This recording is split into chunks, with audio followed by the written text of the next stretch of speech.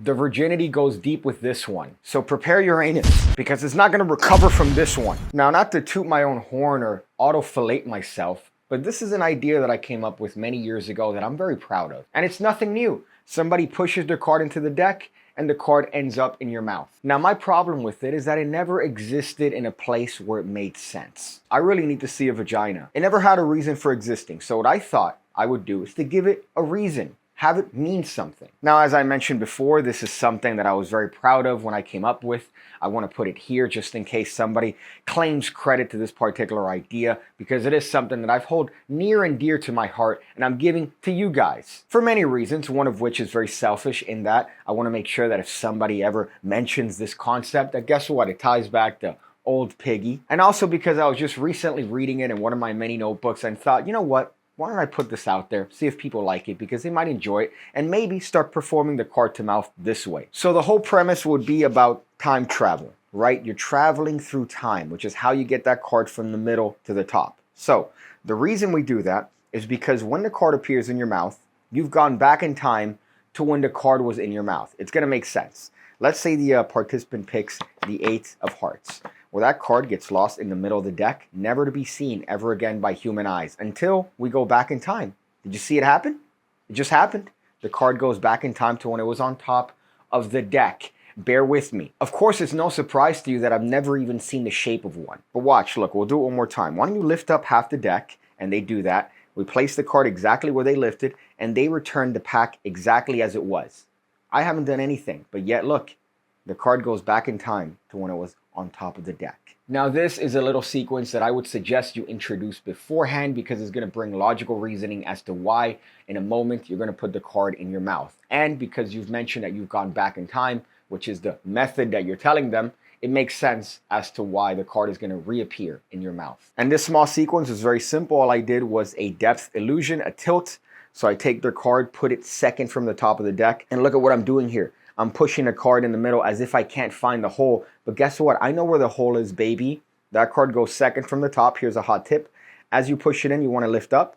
It's going to give the illusion that the card is going deeper. Haha. And also, when I lift up, it allows me to reestablish the break a lot easier. So now I'm just lifting these 2 cards as one. If you're having a hard time understanding any of this, maybe you should check out the PigCake Magic Academy. I know a lot about you, like why you're watching this ad. And it's specifically because you've looked up magic tricks. Well, hey there, my name's PigCake, and I've been doing magic trick tutorials on YouTube for the better part of 6 years. And I'm here to tell you about the PigCake Magic Academy with over 1,200 videos already uploaded, designed to make you an expert magician. You get access to all the content the moment you sign up, and I'm uploading every single week. As a matter of fact, I uploaded a video today. Just look at that list of moves, tricks, ideas that you're gonna get access to the moment you sign up. It doesn't end. As a matter of fact, I could stop talking completely, and the list is still gonna keep going. Just look.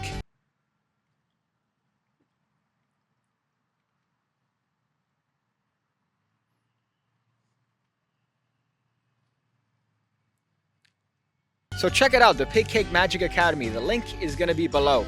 I go with you, but I'm stuck in this video. But I'll wait for you to go ahead and click it. Go ahead, you know you want to. Was that rude of me just to drop an ad as I was showing you something? Was that rude? But you know this, right? Double lift. And here all I'm doing is turning the card back face down, holding it in my hand, and having them lift up half the deck, of which they do.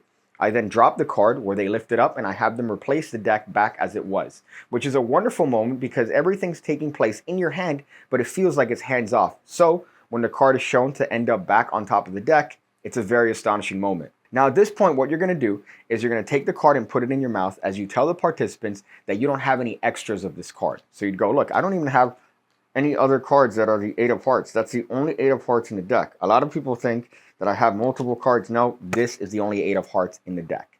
Now, while I do that little sequence, which is going to be very important, I'm getting a break on the bottom card. This is a buckle technique. I'm pushing on the upper right corner and shoving my pinky in there like it was Sarah in the 5th grade prom.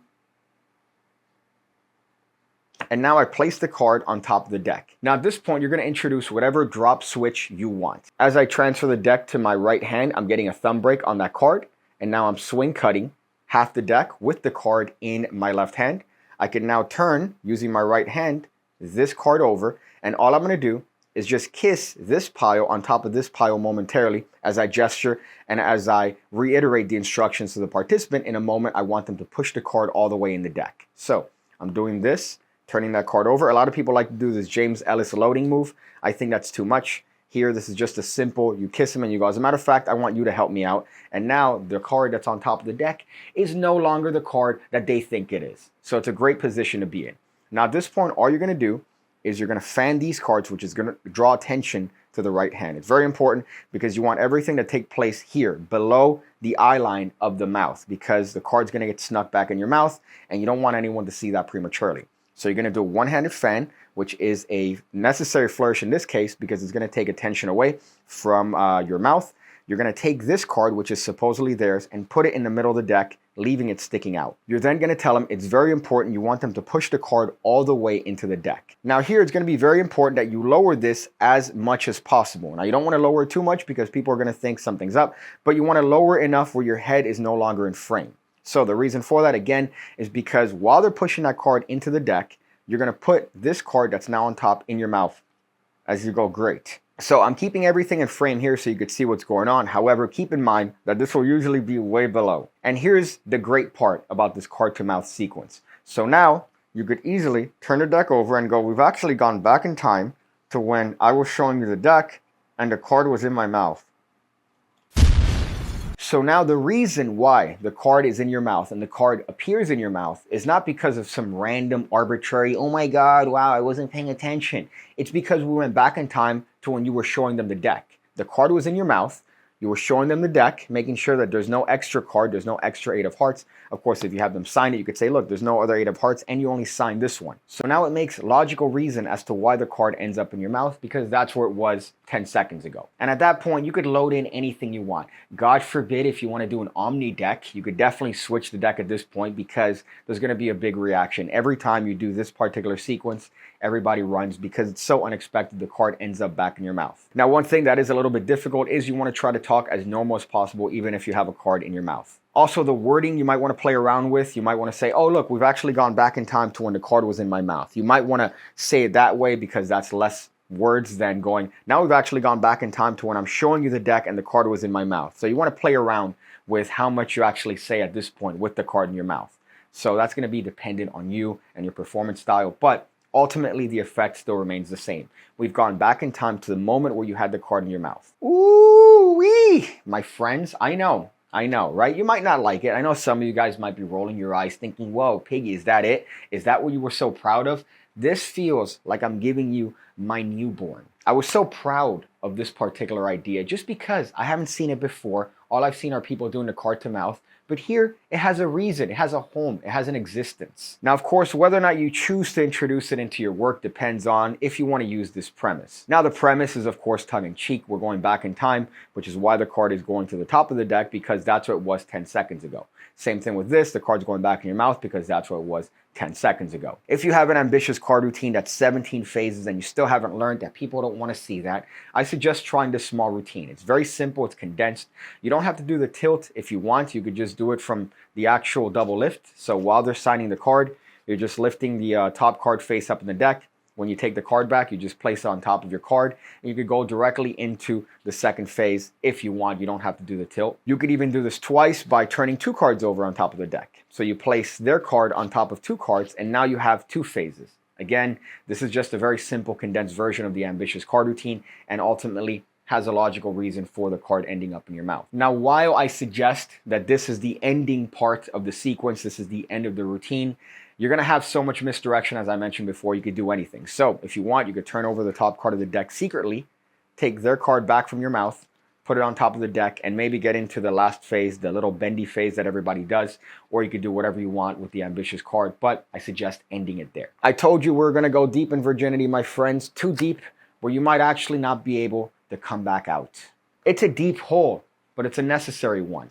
It's probably the only one you'll ever experience. Check out my Twitch. I'm streaming sporadically on my Twitch to make content for my PigCake Plus channel, along with the normal ordinary streaming schedule of every Wednesday at 6 p.m. Eastern Time Pacific. I do pigcasts on this channel, a little bit of a podcast, talk about things that bother me. It's a form of therapy, so check it out. As I mentioned before, I'm on Twitch because that's how I make content for PigCake Plus, which is another channel that I have where I delve into other topics that are not magic related, things happening around the planet. I would say very milquetoast takes on things, but kind of fun. So check it out. Usually I like to end these videos with some sort of advice followed by the suggestion that Nancy Pelosi is committing insider trading fraud. However, I believe that her husband was in the news recently after getting attacked in a home invasion sort of deal. So I don't know if it's appropriate to mention that Nancy Pelosi is partaking in insider trading. It doesn't make sense.